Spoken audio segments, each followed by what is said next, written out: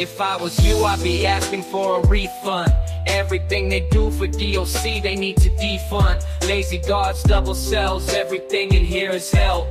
You ever been to the county jail praying that you get some mail? Then you hit receive and all the stories, can't believe them. I thank God that I'm alive, I thank God that I'm still breathing. After COVID, wearing masks, everyone's sad. How did a virus know a budget? It really makes me laugh. We had good times, bad times, but still it made us strong. It was hard to be accountable, I had to right my wrongs.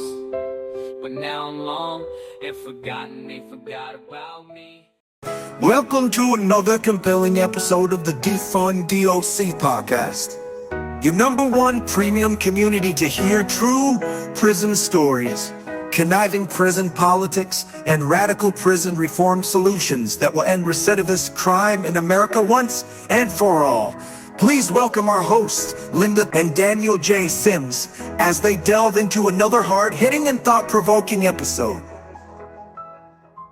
Welcome to the Defund DOC podcast. I'm Linda, and with me is my co-host, Daniel J. Sims. Hello, friends. Welcome back to another indispensable episode of our nonpartisan social justice criminal reform defunddoc.net podcast. And I promise you it is indispensable. There is no one else in the whole world revealing the truth to the people of what is happening in our country. The elites in the politics and mass media have totally ignored the atrocities that have been occurring in the criminal justice system. As they teach the evilness of pre-Civil War slavery in schools across the country, in politics and in documentaries, somehow they completely ignore that our government is the largest slaveholder in human history today. Politics today are so full of prejudice and hate, it is ridiculous. Kamala Harris defended giving children slow death sentences in cases she litigated as Attorney General. And Donald Trump is advocating for the death penalty for drug dealers. As an independent, I can neutrally point out the hypocrisy and prejudice. Guess where Trump got his idea for the death penalties for drug dealers? From a communist, Chairman Xi of China. Now the Republican Party leading presidential candidate is espousing communist ideals. Not one media agency is exposing the communist agenda that Trump is proposing. It is sickening. Anyway, on another exciting front, we have some awesome news to share with all of you. Our explosive 11-song hip-hop album, Diesel Therapy, has been released. Yay! There are some free samples on our website, so go please check it out. This is very, very big news for us at Defund DOC. All the songs have very heartfelt stories with them, a message to be told. So I would appreciate everybody just go check out. There's free samples on the website of the music, so go check it out. And Linda and I have some very happy news to share as well. Daniel and I got married on August 21st, so that's our big news. Yes, it is. Yes, it is. I know that many of you that have been separated by this system, finding love with the state between you is very hard. How long did it take us, Linda, to get through that whole process? I would say we started the process probably, 7 months earlier, and the only reason it only took 7 months is because Daniel's got a good counselor that was kind of on it, and the chaplain as well was very responsive and helpful to us. So that's the only way it went as quick as it did, but there were a lot of things that we had to get in place and the hoops that we had to jump through to get to August 21st. Yes, absolutely. It was an uphill battle the whole time. I mean, this is not a system of love. This is not a system of restoration. This is not a system of rehabilitation. This is a system of hate, evilness, slavery, extraction, exploitation. So to find love in such a dark place, it really means a lot to people like us in here that find love in such horrible conditions. So very much appreciate everybody supporting us and continuing to be a part of this journey. We're going to be here for many, many years ahead, and we really want you guys to be a part of this journey that we're on. So stay tuned, and you'll be a part of this as we go forward. And if you would like to send us a wedding gift, just go get the album. That's it. That's our wedding gift. Ain't that right, Linda? Absolutely, we could use it. Yeah, all the money goes right back into this social justice campaign. We're fighting for you guys. This is nonpartisan. We point out the flaws on both sides so that it's neutral. You know what I mean? This is not about politics. This is about the American people. You see what I'm saying? Like, listen, why has it got to be a political thing to treat our people with dignity, with respect, with abolishing slavery? Like, these things should be human rights. And that's what we're about at Defund DOC. And we love you guys. And we got a really, really amazing episode coming up with Landis. So stay tuned. We have Landis on the phone with us today. Landis is an author and an advocate. Can you please tell us a little bit about yourself? Hi, my name is Landis Reynolds. I was born and raised in Culpable, Indiana. In March of 2004, at the age of 16, I was arrested for murder and aggravated battery and automatically waived to adult court. At age 17, I subsequently received a 50-year sentence and was sent to the Indiana Department of Correction. Last March marked 20 years straight in the Indiana prison system. Wow, that's tragic. Can you tell us a little bit about your childhood, man? How did you grow up, Landis? I was born in a single-parent home. My mom was the child of two alcoholics, and she was orphaned at a young age, but for the most part, she did an amazing job raising me and my brother. We started out in one of the rougher neighborhoods where I'm from, and my mom was able to buy a house and get us into one of the nicer neighborhoods. But growing up without a dad and lacking that sense of identity around middle school, I started experiencing some issues with delinquency and just taking part in the juvenile justice system at the time, which was wholly inadequate to meet my needs as far as helping put me on a better path. I was arrested for the first time at age 12, and as I told you earlier, by age 16, I was facing 85 years in prison. That's tragic, man. Just a little side note for our audience. I know, Landis, you're pretty familiar with this probably. The sciences have actually proven that your mind was not fully matured. You could not actually fully appreciate what you were doing at that young of an age. And for the justice system to actually take your life from you from something that you did at age 16 is actually atrocious.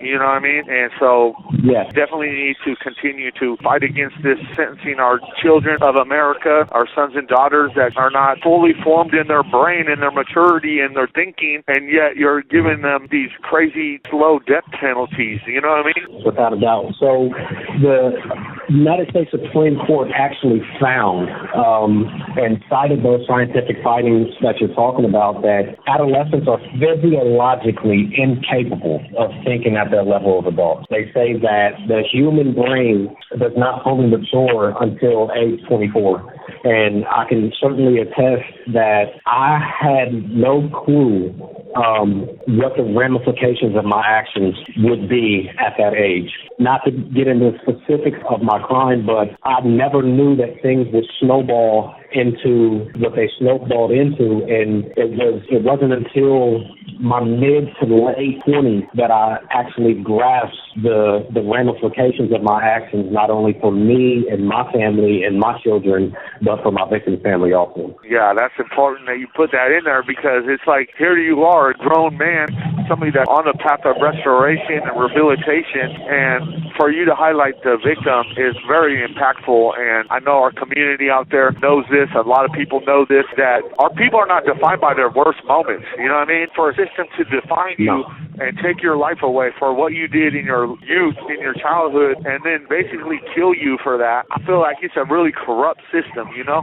Just to touch on the subject of the victims, like, I have a really close relationship with my victim's daughter, and the accountability that our relationship brought to my incarceration over the years was really instrumental in my reformation. I would actually say that her involvement during different portions of my incarceration is the reason why I took such an active role in my own rehabilitation. And there's a book called Until We Reckon by an author named Danielle Sered, where she talks about victim advocacy and the victim's role in restorative justice. And That's something that we don't see in when they hand down these ridiculous sentences, is actually involving the victim with the rehabilitation process in a way that heals both people and makes those extended sentences unnecessary. Yeah, you're right. That's an important topic what you're speaking on, and it's a lot of people have called it restorative justice. But you're right. What they do is they close off the victim from obtaining justice as well. You know what I mean? They got this abstract notion that you're getting sent away to some penological institution, which is, we both know, is a plantation. It's a slave plantation. You know what I mean? And the justice, Absolutely. the victim isn't getting compensated at all for that. If the state had to pay you a minimum wage, they would get compensated for the loss of their family member. You know what I mean? How many wrongful deaths happen by the government? They're killing people, unarmed people in the streets today. But those police officers are not being held to account, and yet the next thing you know, they're getting a settlement, they're paying out the victim's family. Well, how come we can't pay out the victim? We want to compensate the victims as well, but you're stealing our labor. You know what I mean? That's a very important topic that we need to highlight, is that the victims are not getting their just due as well. Mm-hmm. Since you've been incarcerated, you wrote a book titled Recycled Futures. Can you tell us a little bit about that? Absolutely. Recycled Futures is a collection of essays that highlights the plight of youth incarceration and the deadly realities it poses to the incarcerated youth and communities nationwide. Recycled Futures started as an essay that I wrote in college. I was 3 years into my prison sentence, and it was during the whole going green craze of the early 2000s. I can remember thinking the country is investing an immense amount of money, time, and energy into recycling trash, but they're just fine with throwing away the lives of children with the slam of a gavel. That first essay was my way of weaponizing my potential and my talents against injustice and kind of shining a light on the realities of sending adolescents to adult prisons. Wow, that's profound. That's really profound, man. Yeah, I remember that time. As a matter of fact, they started recycling the toilet water. I mean, they were going overboard. So, yeah, I remember that. Thank you for writing that book, man. Yeah, I love how you explained what it was about as well. Amazing. Can you tell us what motivated you to write that book? You kind of already answered it a little bit. Was there any other motivation that reflects your experiences and insights as an incarcerated advocate? Absolutely. I was sent to Wabash Valley Correctional Facility at age 17, which at the time was one of the most violent prisons in the state of Indiana. And just everywhere around me, like we see often where children are removed from biological parents' homes because they're drug infested, or it's a violent environment, or they're victims of sexual abuse in that environment. But it's crazy that at-risk youth can be convicted as adults and be put in the penal setting where they're surrounded by drug use, they're victims of violence, they're victims of sexual abuse. And just for me, Recycled Futures presents the realities of youth incarceration in a raw and unbiased way. I wanted people to know and understand what they were committing children to, despite whatever offenses that child committed. I wanted them to know that they were essentially committing that child to a life of suffering. I try not to view youth crime through just my own eyes and experience. I try to view it through the eyes of the community, law enforcement, and victims also. When we seek solutions based solely on our own experiences, our solutions are flawed. That's why our justice system, whose solutions are formed on the perceptions of law enforcement, is so ineffective. We as advocates have to pioneer a better way based on a complete analysis, and Recycled Futures presents an accurate expose of youth incarceration and viable solutions that can be implemented now. Yeah, that's amazing. You're 100% right. Actually, we just spoke on that today in the live event, Linda, in regards to the trauma in proportionality is ridiculous. I mean, you got people that steal a car or commit, a manslaughter or a robbery or whatnot, but then they're put in these environments where they're facing trauma that is outrageously disproportionate to the trauma that they've inflicted upon the community or upon the society. I mean, for long periods of time. And also in regards to that violence that you're speaking on, that's one thing that me and Linda are trying to stay away from is, like, we don't want to highlight the injustices in regards to the people fighting in prison, because that's like playing into prejudice, right? But we know where it starts from. the scarcity. People are fighting over the picnic benches. People are fighting over the pull-up bars.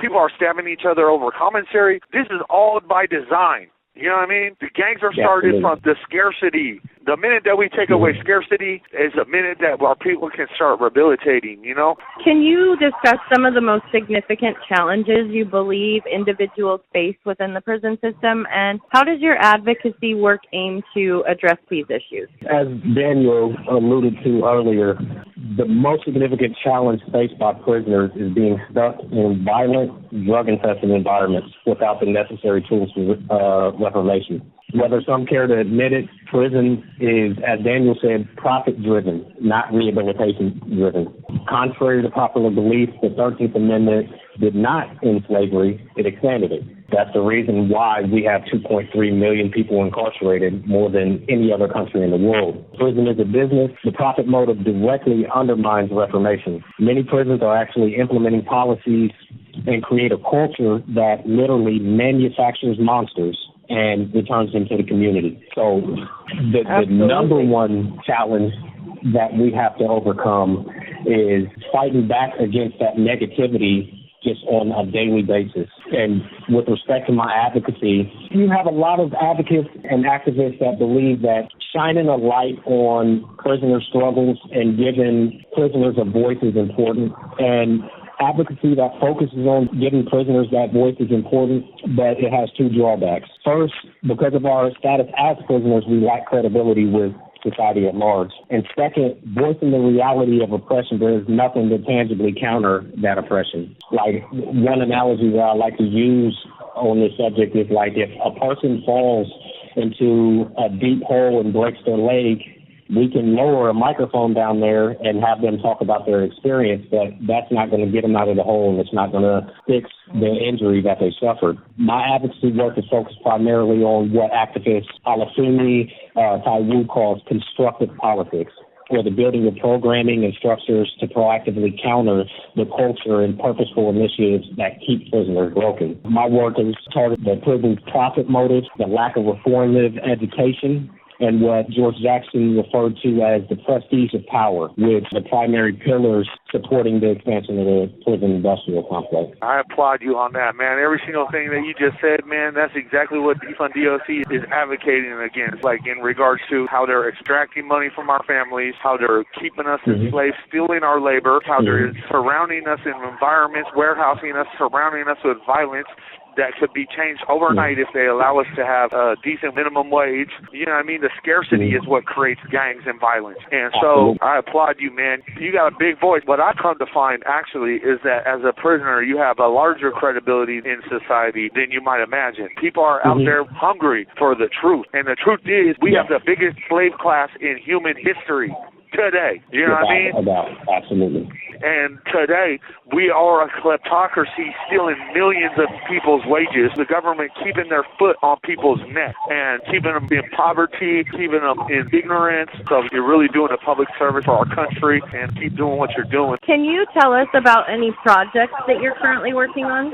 Absolutely. 2024 has been a busy year for us. As an author, I'm in the progress of publishing a book on prison education called Captive Minds. It kind of explores the ineffectiveness of prison education currently and offers some solutions such as like peer education programs that are staffed by other prisoners. I'm currently researching a book exploring the profit motive of incarceration, and I recently started outlining a personal memoir of my journey through prison from adolescence to adulthood called Disposable. I've been working with a group called IDLC Watch. They're an amazing prisoner advocacy group, and we're currently working proactively to counter the growth of the prison industrial complex through various youthful aid programs, like their program Focus Reentry, which provides housing, job placement, counseling, and other resources to people transitioning from prison back into society. We also have another group and project that Claudia is very active in called Focus Families, which is a family support group. Because one of the things that we found is when prisoners' families know how to support their loved ones better and they're educated on the real motives of prison and the economic exploitation that goes on, they can be a much better support for the people that are incarcerated. My nonprofit SARS has an awesome program called the Prison Legal Support Network, which provides legal education to incarcerated legal advocates and partners them with outside legal professionals for focused litigation against prison oppression. And one thing that we found is one of the only things that prisons really honor is court judgment. So one of the best ways to push back against oppression is engaging in that legal struggle and filing lawsuits and getting judgments that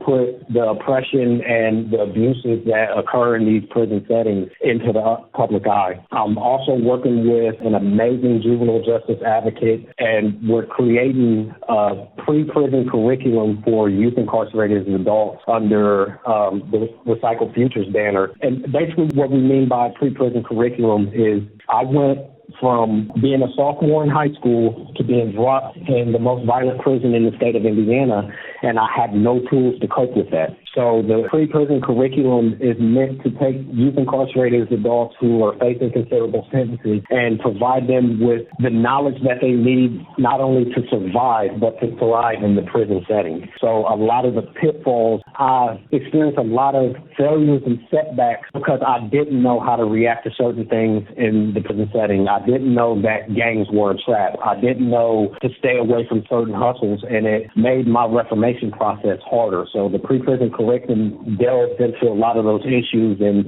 is providing those young men and women that are entering the prison system the tools that they need to succeed and to avoid the pitfalls that lead them further into darkness. We're working on a really innovative project called MIDAS.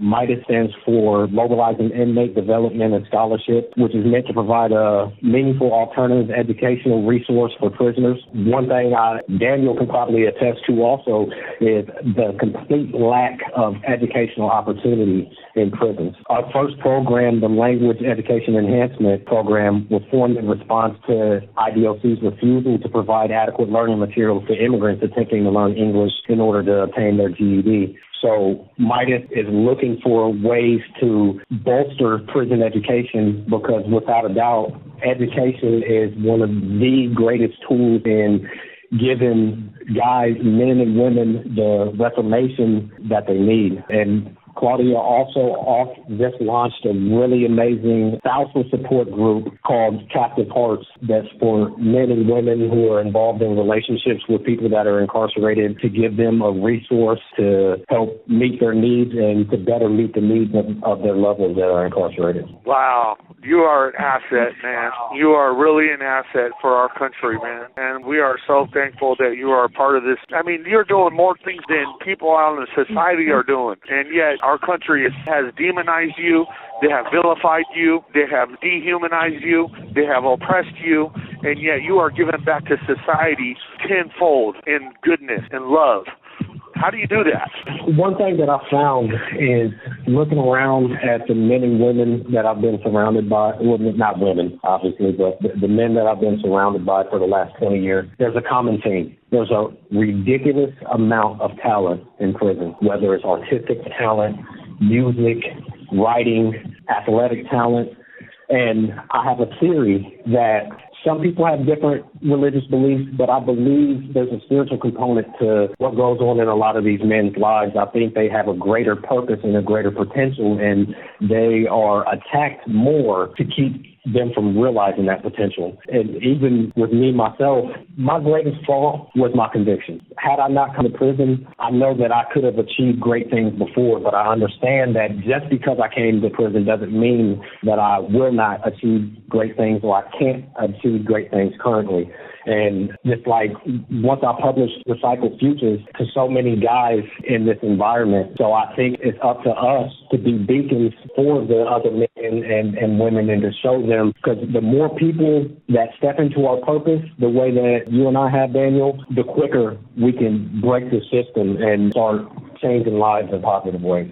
Absolutely. And, it's funny that you say that, man. Like, the litigation is a really powerful tool. I'm a jailhouse lawyer. I did that for years, helping people with PRPs and civil rights complaints, and that's what gave me the power and the conviction to speak truth to power. You know what I'm saying? Because the minute you can articulate the words and express our civil rights and our demand to end the oppression, the people in power have to step back and be like, wow, they know how to use our words, our big words that they try to use against us. I wanted to just touch on what you were saying in regards to that oppression, man. That's a deep thought, man, and I wanted to just educate the audience a little bit. People don't understand that we have a slave system, right? And instead of using whips against us, what they use is petty infractions. They use that as a whip against us, and it's a psychological warfare and trauma that they're inflicting. I don't know if you've ever watched that show, 60 Days In. Yeah. Well, they just had a recent episode with this officer that was going cell to cell, banging on people's cell and looking in their cell and finding things to harass them about, right? This is what we are enduring on a daily basis, the harassment. So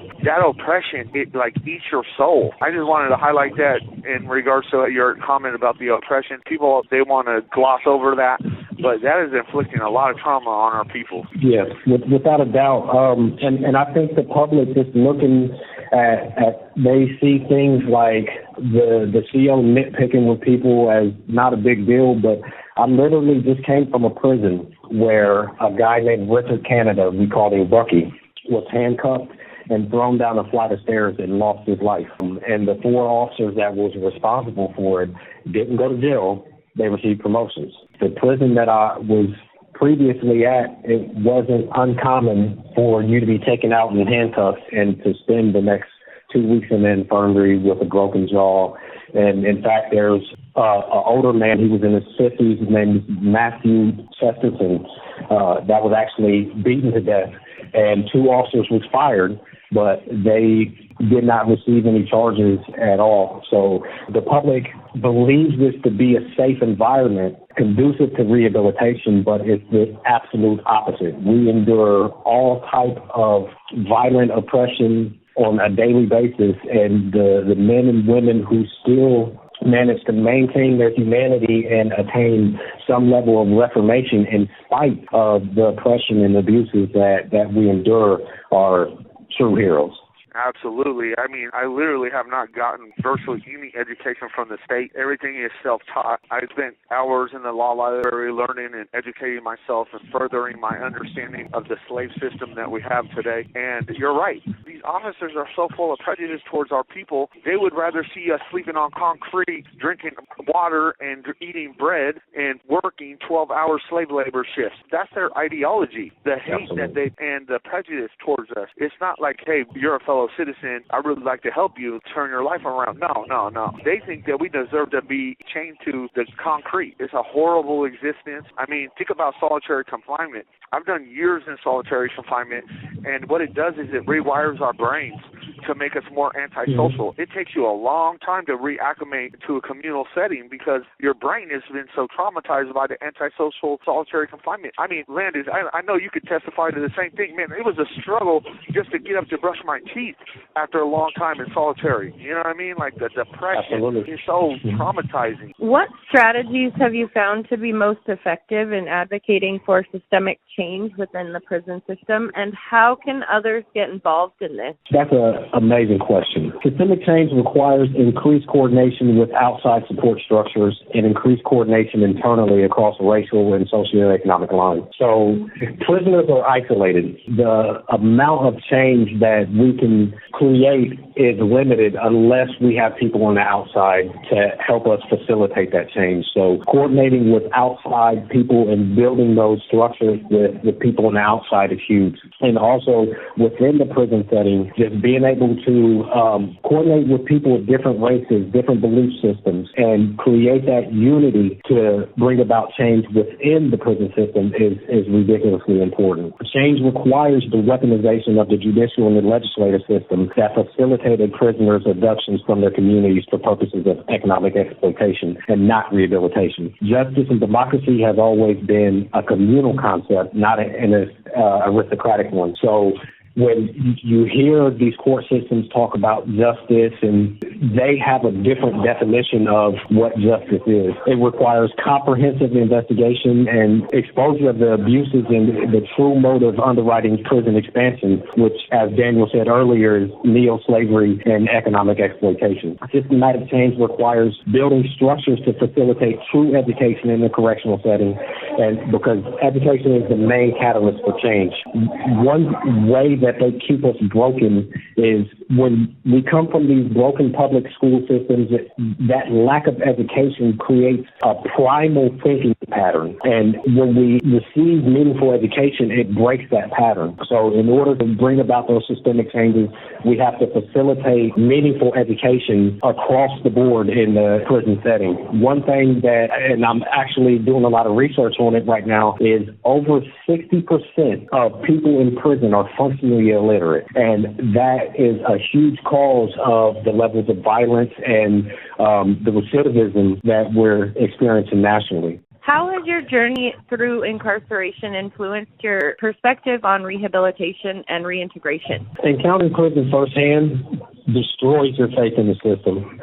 And if you focus on policies and practices, you realize rehabilitation is not the motive whatsoever. Any person who achieves reformation did so in spite of their incarceration, not because of it. In every prison that I've been to, it's easier to find a gram of meth than it is a GED book. And following your release, you got more parole agents that are focused on how to send you back than they are providing the necessary resources for you to successfully reintegrating. So, really, I can remember when I first came to prison and you had older guys just talking about the fact that this was the new form of slavery. And I remember being young and thinking that was just conspiracy theories. But if we pay attention to the evolution of prison and privatization of a lot of the functions and the elimination of a lot of the educational and reformational programs, the only thing left is the profit motive. So it's just kind of really lit a fire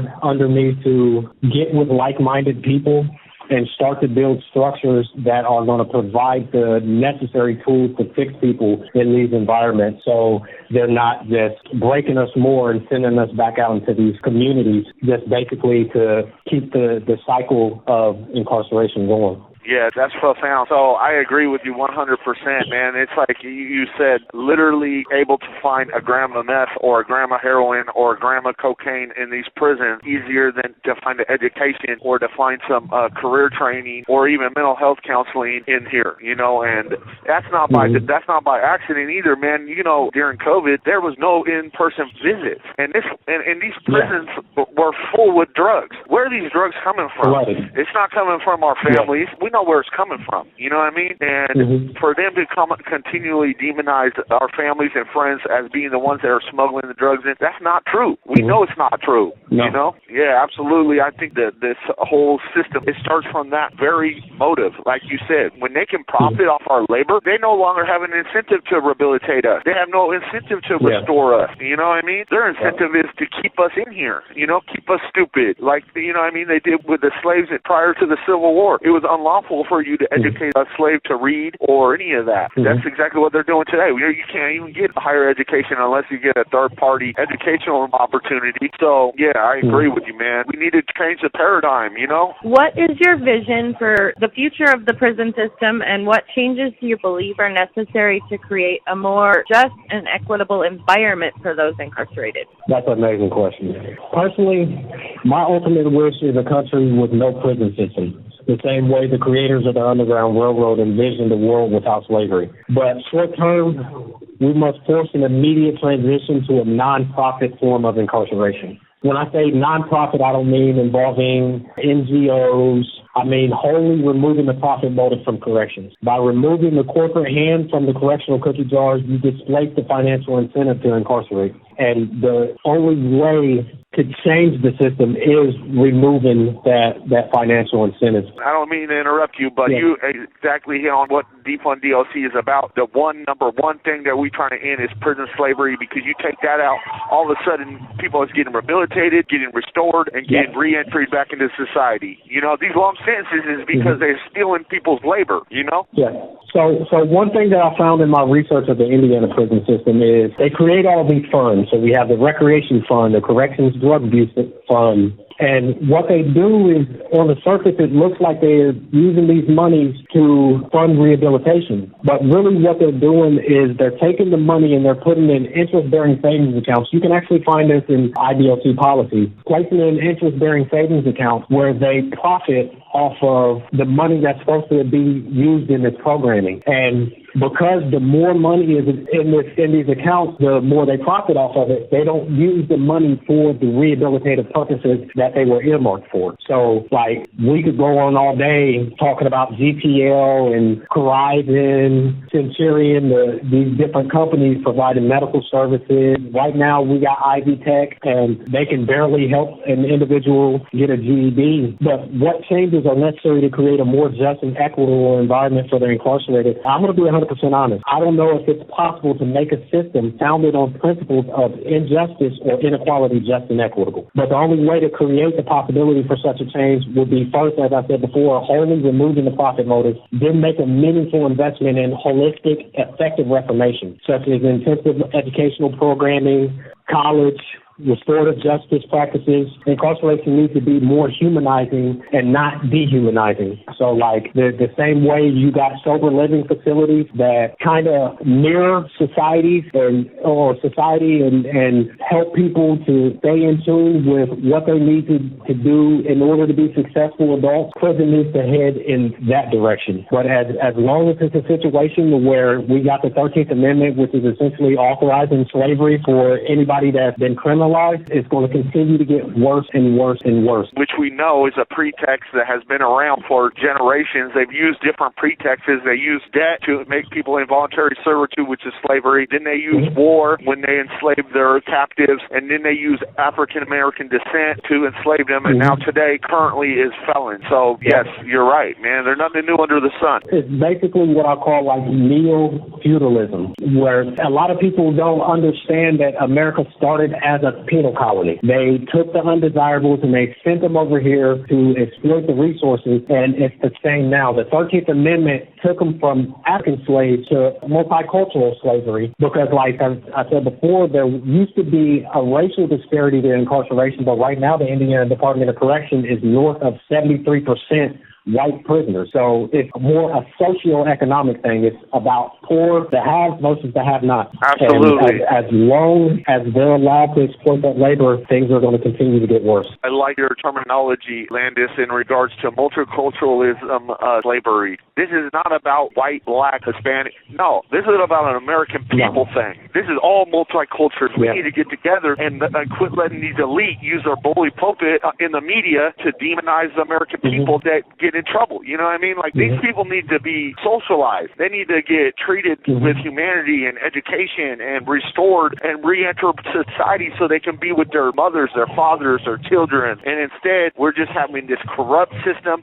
Today we spoke on Facebook Live, and the topic was the slow Holocaust. And that's essentially where, you know, I mean, they're killing our people, all the poor people, all the minorities and mental health that get caught up in this corrupt system, and they're giving them out long sentences. And I don't know if you studied the law, but I studied the law. You know, it's a violation of double jeopardy just for them to use your past offenses to increase sentences. You know what I mean? So they're on a daily basis violating just basic human rights, human dignity, the Constitution, everything for this system of slavery. And that takes us back to education. A lot of the reason why they're allowed to exploit us is because of the lack of education. A lot of the things that go on in working class communities are because of a lack of education. Like, when individuals don't have that formal education, it puts you in a primal mind state, and you have primal reactions to everyday things. You know what I'm saying? And there has to be a level of accountability for us individuals that are putting ourselves in these positions to be exploited, but at the same time, when we come from school systems that don't teach us anything and set us up for failure, when you got the public school to prison pipelines, you got the foster care to prison pipeline. Landis, I just wanted to touch on what you just spoke on in regards to the current public school system. I just want to know from you, and I know the answer on my end, did you in school ever learn about how we are currently today the biggest slaveholders in human history? No. Yeah, exactly. So that's one of the biggest elephants in the room. They sit there and they'll teach everybody about how slavery was pre-Civil War and how bad it was, but somehow they gloss over the fact that we have the biggest slave class in human history today.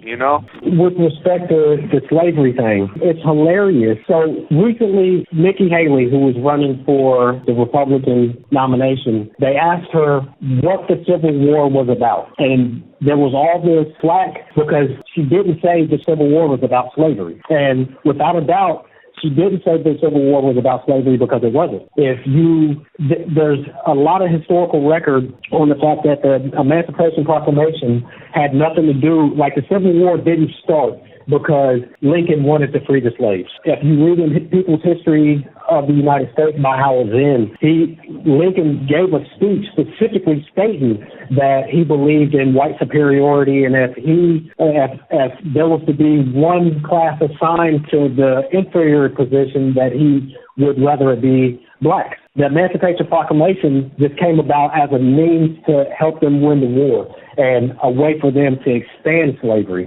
Now, fun fact, I don't know if they did this on the West Coast, but I can remember being in 6th grade and there being this big six-week segment about the Holocaust, where we read Anne Frank's book and they talked about everything that the Jews went through, without a doubt was horrible. But I can remember even at that age wondering like what the significance of it was, to where they would take a whole 6-week semester to teach us that.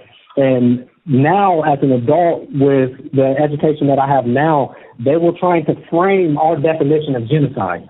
So if you look at the UN definition of genocide, it's totally different. Like, we think that genocide is like the extermination quickly of a large number of people. But the actual definition of genocide is the targeted extermination through lack of education, sterilization, all the stuff that's going on in working class communities. And that just goes to show the way the public school system is used to promote the propaganda and indoctrinate us, but not actually give us the tools, the educational tools, such as critical thinking, to make good decisions and build us into people with good pro-social skills in order to avoid places like prison. Absolutely. It's funny you said that. Linda could probably put it on our podcast footnotes when we publish this, but we actually did a press release when Nikki Haley made that statement. We actually Defund DOC made a statement calling Nikki Haley a liar because she tried to tell the American people that slavery had ended, and it had not ended, it expanded, you know? And Absolutely. So anybody that's listening to this, Linda should have a hyperlink out there or whatnot. Okay, yes, so we have put a hyperlink on there, but yeah, you're absolutely right. These politicians that take that bully pulpit and they just spew propaganda upon the American people and giving them this false alternate reality. You're right. This is a genocide, and I've spoken on it. We've done press releases on that too, that this is a slow Holocaust happening right before our eyes, and the American people are just not aware of it. They're just, like I always say, they're just keeping up with the Kardashians. You know what I mean? They're worried about the next pair of Nikes. There's a lot of Americans that are waking up to it, though, and those are the people that we're appealing to. Those are the people that you're appealing to, Landis, and we need to keep opening eyes, keep speaking the truth, because I promise you, Landis, me and you and everybody that's listening to this and that's in this movement, we are on the right side of justice. We are on the right side of history.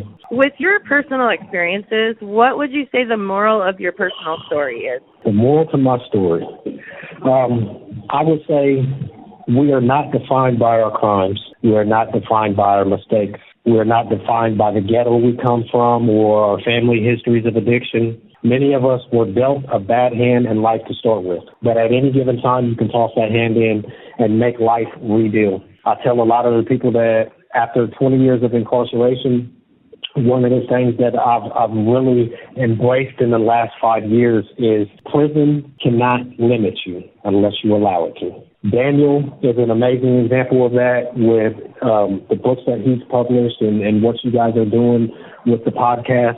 But we have to stop allowing the prestige of power to limit what we achieve in this environment. We have to stop allowing the scarcity of programs to limit our ability to educate ourselves.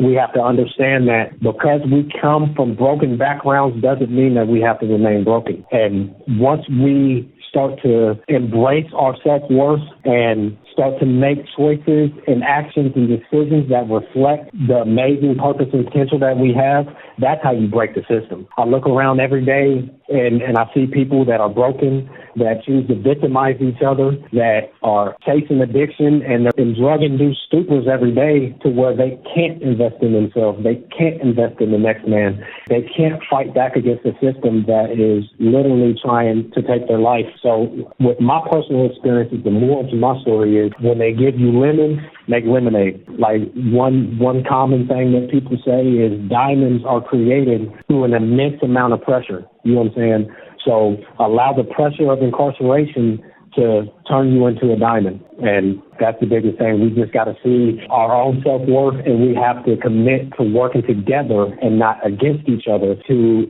change the daily realities. Because I'm sure Daniel can attest to this too. When we put our heads together and we start to love each other and start to hate each other, even though this environment is geared towards creating and stoking tensions, imaginary tensions, whether they're racial or gang involved, to keep us at each other's throats, when we let that go and we start to embrace one another, that's how you break the system. Wow. You said that. Yeah, you said that perfectly. Yeah, that's awesome, man. We congratulate you, man. Keep doing the good work you're doing, Landis. Man, I hope and I pray, man, that you get out to the community and start sharing the truth to the communities out there in Indiana.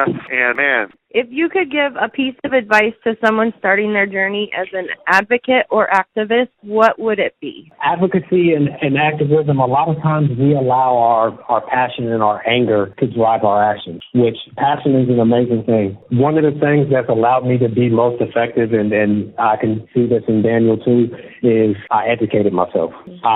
Went back into the history of everything so I can understand what's going on today. And I continue to stay abreast with the law, current events, continue to study the strategies that they've used against us since the 1600s up until now, so that you can come up with a meaningful strategy to counter what they're doing, number one. And number two, you can't do it alone. Networking and building together with other people is one of the most important things. And a lot of times when you try and work with other people, you might not agree on everything, but isolated, we're going to continue to fail. You know what I'm saying? It's going to take a level of coordination and a level of investment in ourselves as well as investment in each other to really be able to prevail. So if you're somebody that's incarcerated and you're wanting to get into advocacy and activism, hit them books. And for individuals that are on the outside that want to get involved, the best thing that you can do besides educating yourself is to reach inside and start to form relationships with individuals that are inside. Absolutely. Like I said earlier, man, that was profound. I really congratulate you. And Linda, how do you feel about the way that he's breaking it down? It's very insightful, the way he explains things. It kind of opens your eyes just a little bit more. Yeah, it's one thing to have, me, the host, sharing with the audience, hey, this is slavery. This is modern-day slavery. This is the biggest slave class in human history. They literally turned our country into a kleptocracy, stealing the wages of our people. But then it's another thing to hear somebody from the East Coast saying the same exact thing, and it just kind of hits home to the people that are listening to say, no, this is not one territory thing. This is not one people thing. This is everywhere. This is everywhere across this country. This is what is happening. People, wake up, be a part of this movement, be a part of this struggle. We need you. We need you. All right, man, Landis, you take care of yourself. And if there's anybody out there that wants to help advocate for you, do you need advocacy? Is there anything that you need from anybody in the audience? Like, what could help you in your endeavors in regards to clemency or advocacy or whatnot? Right now, as I was saying earlier, I work with an amazing organization called IDOC Watch. They're doing amazing advocacy and activism work here in Indiana, the only organizations of their type. So visit idocwatch.org. We also have an amazing family support group called Focus Families that you can check out on Facebook. But just get involved. That's the most important thing. Once you educate yourself and you see that these aren't conspiracy theories, this is something that's going on right now in a supposedly free country, don't just take that truth and sit on it. Educate yourself and get active. There's millions of inmates waiting whose lives depend on your action. Oh, awesome, man. Awesome. Thank you so much. Thank you. Thank you for joining us.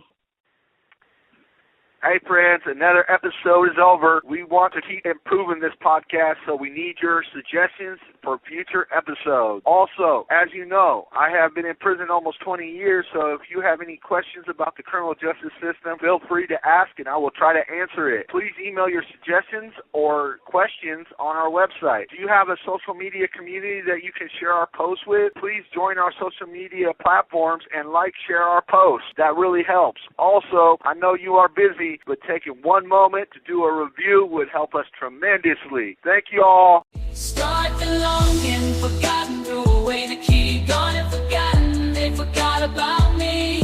Long and forgotten, threw away the key, gone and forgotten, if I'm DOC. If I was you, I'd be asking for a refund. Everything they do for DOC, they need to defund. Lazy guards, double cells, everything in here is hell. You ever been to the county jail praying that you get some mail? Then you hit receive and all the stories, can't believe them. I thank God that I'm alive, I thank God that I'm still breathing. After COVID, wearing masks, everyone's sad. How did a virus know a budget? It really makes me laugh. We had good times, bad times, but still it made us strong. It was hard to be accountable, I had to right my wrongs. But now I'm long and forgotten, they forgot about me.